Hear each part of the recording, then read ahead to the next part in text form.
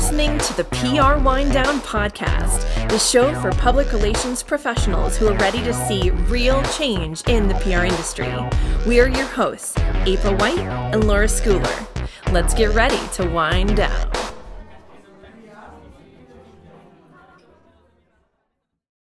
Ronjini. Hi. Hey, nice to see you. It's Hawaii. Yeah. Do I look very Hawaiian? You're starting to look Hawaiian, dude. Like you have the I love it. You have like the braid, the and side braid. This is a tank top. Well, I'm like the tank looking for top a surfboard. Where's your surfboard? This is actually the new mom bun. What? I've reinvented the mom bun. It used to just be like the bun in the back. Now I've made it a side braid, turned it into a side braid. How long does that take you? Took me 5 minutes. Really? Yeah, it's just a little twist. It looks very fancy. Thank you. Anyway, we are here to talk about public relations. So with that, if anybody hasn't already figured it out, we have a surprise guest host. And it's Ronjini Joshua.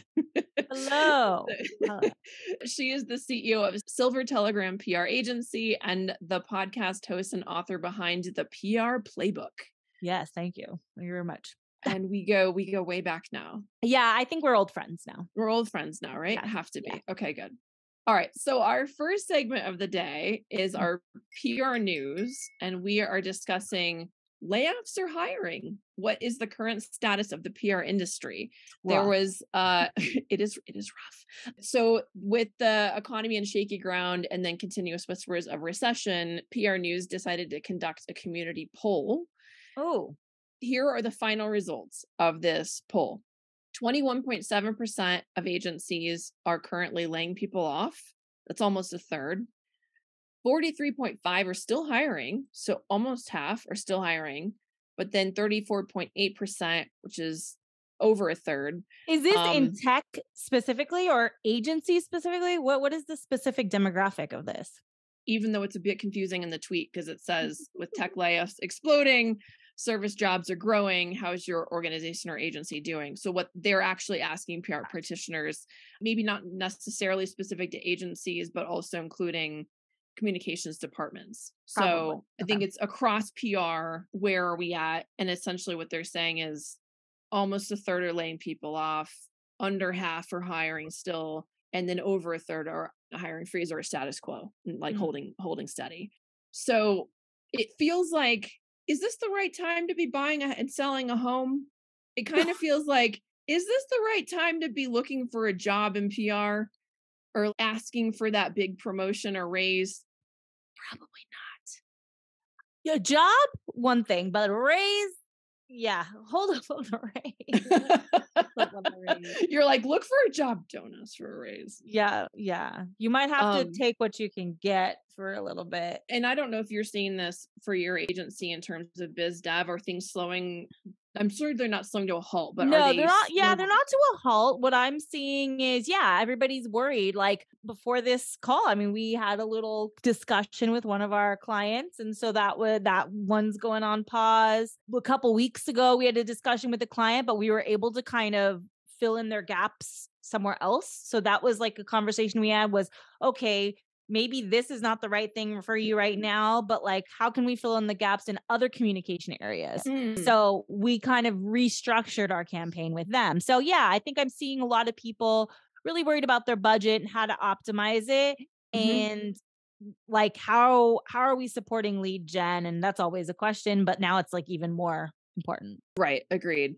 Yeah. I feel like I need to put in about double the effort right now. And that most of the prospects that I thought were landing in January, and it's now March, are still waiting for funding that they were hoping to have so that then they could pull the trigger. And so there's kind of a lot of these start and stop prospects in my experience where you think they're about to sign and then they don't, and then they come back and then they don't. And then I feel like it's going to be this like capoeira dance for another 4 months before they sign, assuming that the economy clears up. It's like they're just like kind of waiting to just see if it'll be okay. Like they're not sure. Like they want to do it, but then they're not sure if they want to spend the money. So Yeah. it's kind of like that. It's very touch and go, and you kind of have to convince them. I'm such a bad salesperson too. I cannot convince. I mean, I'm a good salesperson in that I don't really sell. You're But earnest, right? that's my problem. Is like I don't really sell, so I It's too don't authentic. yeah, I don't have that penchant to follow up and be like, "Hey, you need this now." That's I feel it's like it hard. reads pretty smarmy. I don't know that Yeah. that's actually very effective in PR either. I don't know. Well, some people like it. I remember a long time ago, this guy, I was on the phone with him and I told him my whole thing and he's like, "Okay, now sell me." And I was like, "What?" Like I just told you. I just gave you the proposal. I can't do any more. I can't dance for you, He's buddy. like, "Dance, monkey, Yeah, dance." it did. What did you do? Like kind of reiterated Iterated our what was value there? proposition. Yeah, I just kind of just reset what was there. I mean, look, if you Like, need it, you need it. let me refer to Exhibit A, the Yeah. proposal I just said. I think that's one of the things where if you're a PR person who made a business, Yeah. it's difficult for us because that's not what we do. We're not salespeople. I'm not a BD person. So whatever I do is just really from the tactical, strategic standpoint, not really from the selling It's view. funny because I literally just last week had a chat with this guy who helps companies scale, which is like a networking thing through LinkedIn, whatever, chit chat, right? Sure. And he started having me go through and pull out the value propositions based on whether somebody would need to switch from an agency to our agency, and if so, why they might need to, or if they don't have an agency, why they would need one. And then basically back it into, I got to open this because it was so, I feel like you're going to laugh. It's really smart, but basically he was saying take those and then turn them into questions from those value propositions, right? Yeah. Okay, so for example, so most people don't know what the brand stands for or find it credible. Let's say that's one of the reasons that they might need PR. They don't have it currently. And so then you get on the phone with them. Okay, so if your core target market knew what you did and what you stood for, what would that do for your company? Right? Like those are the kinds of questions. Oh, that's so cheesy. It's Right. so cheesy. I know. And then it's like, here's why you would switch. Are you ready? Uh-huh. Okay. So like, because their current agency did a bait and switch on them with super junior team members and they're leading their accounts. So the question, if your new agency were led by a seasoned senior professionals, what would that do for your company? Like, but I don't know if I could pull this off without vomiting in my mouth a little bit. Like there'd be like Verb Central, right?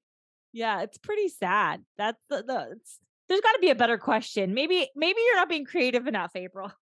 I mean, there's got to be, right? If your new agency was better at media relations and building meaningful press relationships, what would that do for you? Well, yeah, duh. Like, okay. All right. So we can agree that's odious. Anyway, back to the poll. Is there anything else? Yeah. Back to the news. Since we kind of went down a rabbit hole. It was fun. We're back from Alice in Wonderland. All right. Well, anything to add to that before we move on to our anonymous PR horror story of the day? No, I'm excited to hear this. I'm very So excited. do you want to read it or do you want me to read it and you take it in? I'm going to take it in and respond. Okay, here we go. All right. Hi, ladies. I just had a very brutal return to in-person events. Help. Last weekend, I attended the first trade show I've been to post-pandemic. And for some background, I was in account support role when the pandemic started, and I rose to the ranks to account manager during the dark ages of in-person events. So I've never really dealt with anything like this nightmare scenario before. I had a client CEO attending a trade show across the state from where I live, and since I was the closest account manager to that location, I was tasked with attending to support the CEO and set up some on-site interviews.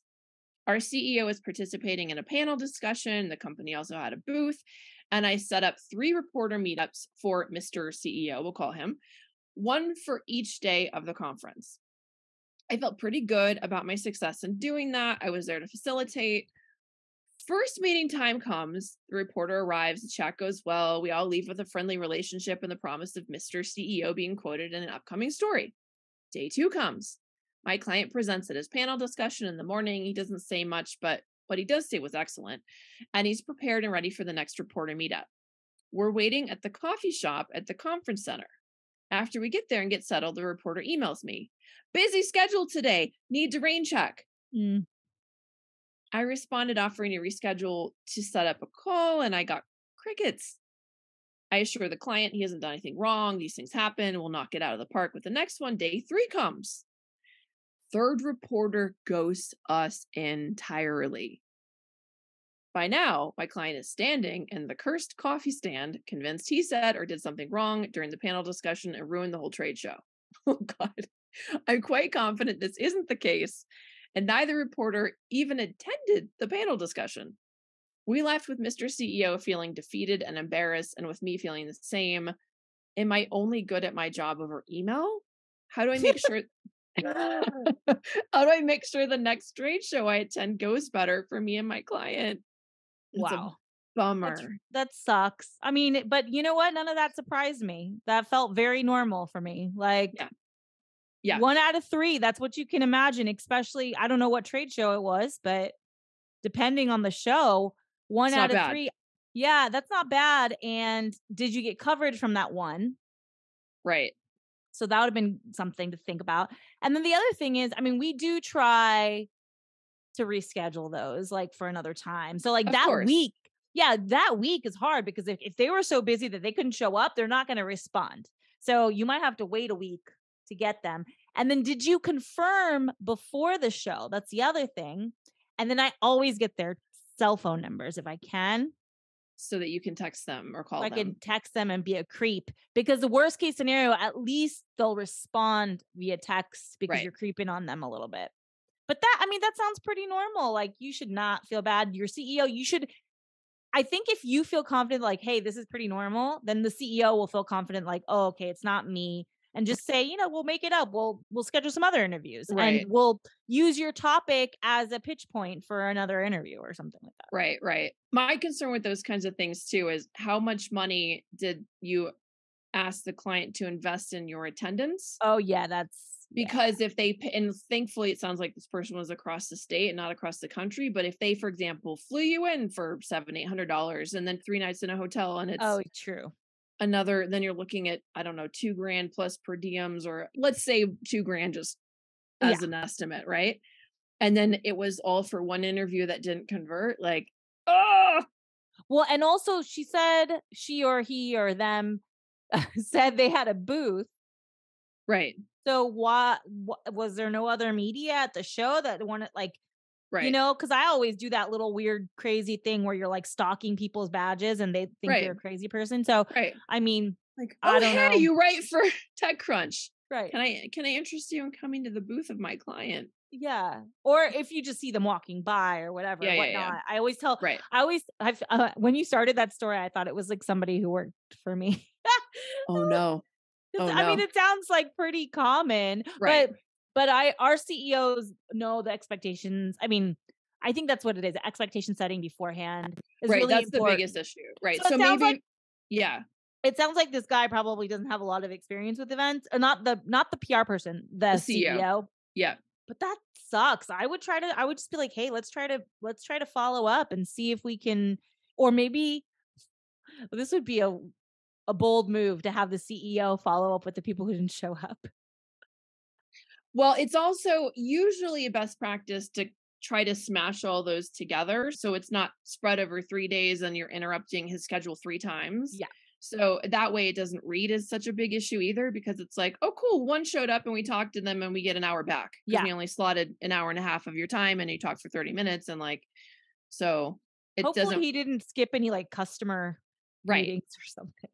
Right. So that's another sort of pro tip, I think, for this person.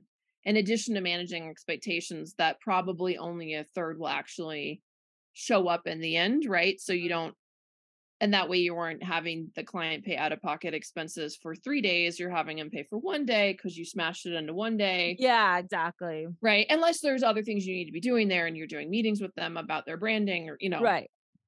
doing whatever. Yeah, I mean, that just sucks. It's not necessarily, I wouldn't call that as much of a horror story as it just plain sucks. Yeah. It's not horrifying, but it's a bummer. It's a bummer. Yeah, total bummer. Yeah. Especially coming out of pandemic, but I mean, well, I don't want to rain on their parade, but I was going to say, coming out of the pandemic, I felt like people were more willing to meet with us because they're excited to finally be in person. But I guess it really depends on the show too. If it's some of the smaller, like not smaller, but like niche shows are a little bit more challenging because they're not used to people setting up media interviews as much, I feel like. Yeah.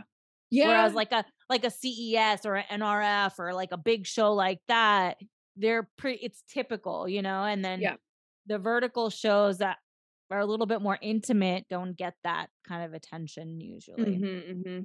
Yeah.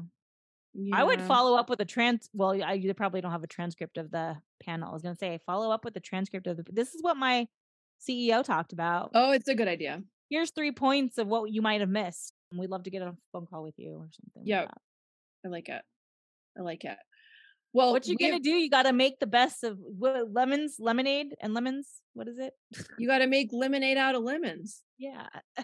I mean, what do they do in Hawaii? Probably not that. Something with lilikoi, with passion fruit. You got to make pokey out of... Ooh, I can go for some pokey right now. Right? Make it out of your fresh fish. None of that makes sense. I made pokey. Did you? I made pokey. See, you're Miss Hawaii. It was amazing. I was like, I did not think it was going to turn out good because I just thought like I think you do have to have a specific kind of fish cut or whatever. But the guy's like, yeah, you can make pokey. And I made this like albacore tuna pokey and it was like amazing. Oh my God. I love it. I'm officially okay. When am I coming to visit you in Hawaii? This is whenever, we're going to do a PR retreat in November. So are you? Yeah. All right. Send me the details on that. Yes, I will. Okay. So we have things I should have been trained on, which is a segment about things that we were not trained on, had to learn, like, feet in the fire kind of thing. Everything. Basically. Okay. So for today's things I should have been trained on, we are discussing how to disagree respectfully with a colleague on strategy. Yes. So what did you not learn that you had to learn by doing in this regard? Yeah, like I was saying, I learned everything by fire. Like everything. Like in my agency, like it was so bad. It was so messed up. I'm not gonna name it. Good. Go to my LinkedIn and find out. So like basically when it comes up, you'll learn how to do it. But if we did have to disagree with someone, like I don't know that I did this probably in the best way. I don't remember what I did back then. But if someone were to disagree today, I think the best way to do it is to disagree, give a reason why, and give some kind of proof point. So like, here's the credibility behind why I disagree or why it should be done in a different way. So it's really like all business. It's not personal, like don't make it personal. Right. I mean, that's one of the hardest things about navigating interpersonal relationships is like everybody thinks, especially as a boss, right? You know this, like, oh yeah, there's some people that we work with that are more sensitive than others and they might take it personally. So I usually have to follow up with like, oh, hey, try it this way, or here's why I said this. Like I have to give a reasoning, and that softens the blow because they're like, oh, okay, they just want me to do it this way. So it's like, and you have to try to remember too, it is business. Like try to make it more straightforward and less emotional, right? Right. In general, I think giving feedback where you, as best as possible, do the compliment sandwich, even though I find that also a bit odious, just like the sales thing we were talking about earlier. I do that too. You can't do it like so aggressively that they know what you're doing. But I think, I really agree with you here. I think this is really smart. I'm just wondering about whether this piece of it, and you could even pose it as a question. So it becomes a dialogue, right? So that's one thing that I sometimes use, or even if I just have a question about the strategy, like, do you think it actually fits it based on the messaging the client is putting out? Or is this actually, or why did you do it that way? Yeah. Or I like the questioning, posing the question, because maybe when they explain it to themselves, they'll be like, okay, this doesn't make sense. Right. Or maybe it makes more sense to you after you listen to the reason behind it. Right. And then you agree slightly, even if you disagree still. Right. But it's like, oh, then you can find some common ground. It's funny. I had a colleague at Edelman who used to say a lot, and I found this very funny. Basically, I think we're aggressively agreeing with each other here. And then he would explain from that what points were the same. but then how they were being expressed slightly differently. It was a bit manipulative because a lot of times it was like, we're saying the same thing, but I think that the way I'm saying it makes more sense, right? Like there was a little bit of that happening. Little mansplaining happening. A little mansplaining happening. But I think that in general, that approach, even though I wouldn't necessarily use that phrase, I'm just calling it out because it's hilarious. Yeah. But I think, this is where we overlap in our approach. Right. Finding the common ground. But, I might tweak this piece of it. Or I really like your passion and I see where you're going with your creativity around this, but I wonder if we need to. Also, this is the pot calling the kettle black, but you have a lot of puns and like, what is it called? What are those sayings called? I can't think. Metaphors? Parables? Parables. I think they're parables.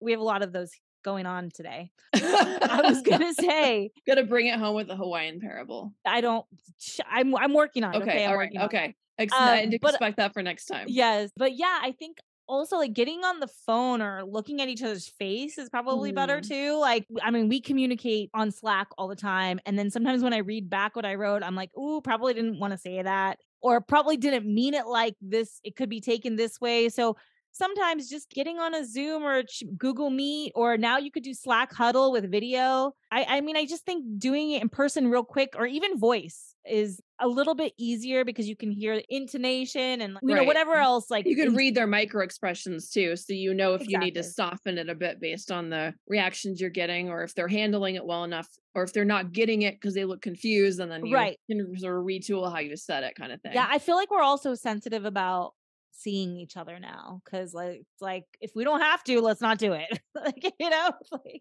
Right. Yeah, agreed.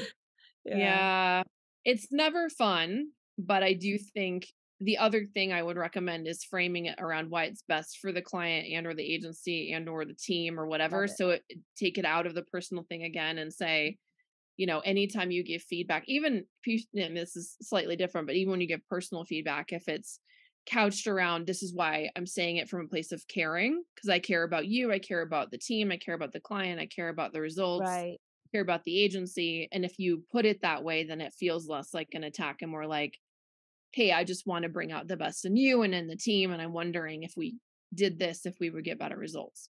Yeah. And it doesn't matter what role I feel like now a lot of PR agency organizations, well, for the most part, especially the newer ones, are kind of flat as far as organizationally. I'm guessing, I haven't been in a PR big agency in a while, so they probably still have that like hierarchy dynamic. Yeah, for sure. And actually that brings up an interesting question: is does our advice shift if you're a junior person that disagrees with your seniors person strategy? But I like what you just said, like go back into what's best for the client. Hey, I think it would be better for the client. I think based on our client needs, if you're framing it that way, then it's, again, not personal. Right. And you're not questioning them. You're just saying, I like when someone challenges what we have going on. Yeah. Like that means they're thinking about something. I'd rather have them do that than not say anything at all, or just go with what I say. It's just... Well, right. No. And the more that they demonstrate that they have that kind of strategic thinking, the more you can promote them, because then you can do less of it yourself, which frees you up as a senior person, owner, whatever. Yeah. To put your attention elsewhere and do other critical thinking and problem solving, right? Absolutely. Yeah. Actually, that leads me to an interesting question. Do you ever struggle with having creative problem solving or lack thereof in your agency? And if so, how do you encourage it? Yes, I do. I feel like I'm a crutch for a lot of people because I'm always on. So it's like, if someone asks me a question, I'll come back with my best answer possible. That's like, I always come back with my best answer possible. And so I think that becomes a crutch for a lot of my people, because they're like, oh, well, Ronjini's going to come back and tell me what to do. Like she's going to give me all this stuff. And so I think it's, remembering as a leader that your job is to inspire somebody else to be creative. So like, I have to sometimes, even though I know, and it hurts me a lot, like take a step back and be like, okay, let them come up with the idea. Right. So I'll be like, well, actually, what do you think a creative idea would be? So just like turning the question around, but being more patient with waiting for an answer, because even though I might already have an answer, this person might need a day to get it. And that's when we struggle, is like when the time difference, right? Like this person might need a day to think about it because they're not maybe used to thinking about it a certain way or whatever. Right. So they need to get into that mind state. And so giving them a deadline saying, hey, can you actually come up with a few options by this time and we'll talk about it then. And instead of giving, I've done this like a few times recently. I'm doing more and more of it because I'm trying to get away from day to day, but it's like, okay, well, why don't you give me some suggestions and then we can discuss them. So still giving them the opportunity to riff off of each other, but also getting their first draft, Right. I like but it's it. hard. I know. It's good advice though. Yeah. Well, I'm going to try to take that advice. I'm going to have to listen back to this. Okay. I think we should let you tell everybody where they can find you, and then I will sign us off. Oh, yeah. First of all, I need to come back because I love talking to you. I know. We need to do this way more often. It's fun. It feels like a girls' night. Yeah, it's the silvertelegram.com. And then check out my DIY PR podcast. Send it over to your clients or whoever. It's the PR Playbook podcast. Lots of P's. Blah, blah, blah, blah. Yeah. So you could find me there. I do a lot of interviews and stuff. April's on there. Yeah. And yeah, I mean, it's easy to find me. You could type in Ronjini and probably I'm the first one that comes up. So it's a very unique name. What do you know where that comes from? Does it mean something special? It does. I mean, there's other ones. There's other Ronjinis, but yeah, it means a good entertainer. And you are. I love that. But my mom wanted me to be a dancer. Oh. Yeah. Well, you dance with words. Like dances with wolves. Dances with words. Oh, hilarious. Okay. So thank you for tuning in for this special episode of the PR Wind Down podcast. Remember to submit your own agency anonymous stories and questions below at the email address in the episode notes, and to subscribe and rate and share our show with your colleagues and anyone else you think would find it entertaining or helpful. I can't wait to wind down with you again next time.